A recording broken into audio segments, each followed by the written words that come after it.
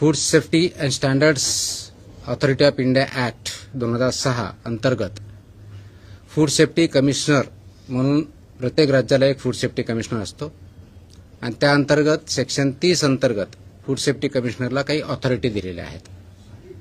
त्या ऑथॉरिटीला पब्लिक हेल्थच्या in the interest of public health मध्ये काही फूड आयटम्समध्ये जर प्रोहिबिट करायचं असेल पर्टिक्युलर पिरियडसाठी किंवा पर्टिक्युलर एरियामधून तर ती ऑथॉरिटी फूड सेफ्टी कमिशनरला स्टेट फूड सेफ्टी कमिशनरला कायद्यानं दिलेली आहे. कायद्याचं कलम 30 सब क्लॉज 2 त्याचा सब क्लॉज ए किंवा अ असं आपण म्हणूया 30 सब क्लॉज 2 त्याचा सब क्लॉज ए याच्यानुसार दिलेली आहे.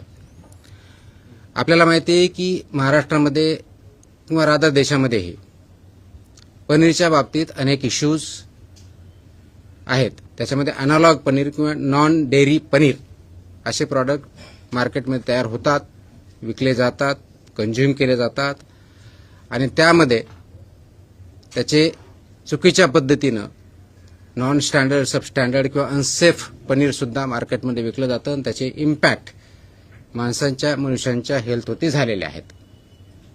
आणि म्हणून कायद्यानं दिलेल्या अधिकाराचा वापर करून कलम 30 सब क्लॉज 2 सब क्लॉज अ नुसार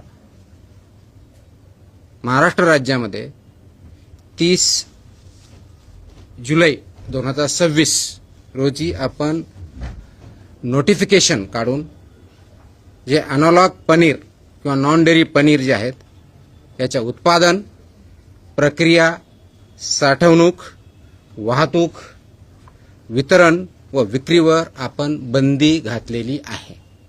आय रिपीट, संपूर्ण महाराष्ट्रात अनालॉग किंवा नॉन डेअरी पनीरच्या उत्पादनावरती, प्रक्रियेवरती, साठवण्यावरती, वाहतूक, वितरण व विक्रीवरती 1 वर्षाची बंदी लागू घातलेली. 1 वर्षाची यासाठी असते की आपण त्याचा रिव्ह्यू करतो आणि पुढे कंटिन्यू करायचे असेल तर मग त्या दरम्यान परत रिपीट आपण आदेश करतो. म्हणून ते प्रोहिबिशन ऑर्डर ऑन अनालॉग और नॉन अनालॉग पनीर और नॉन डेअरी पनीर याच्यावरती we have prohibited this item for production, storage, processing, manufacturing, transportation and sale in the state of Maharashtra from 30th of July 2026.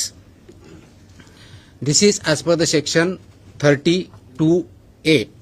हे आपला जो फसायचा कायदा आहे 2006चा कलम 30(2)(अ) अंतर्गत आपण केलेला आहे.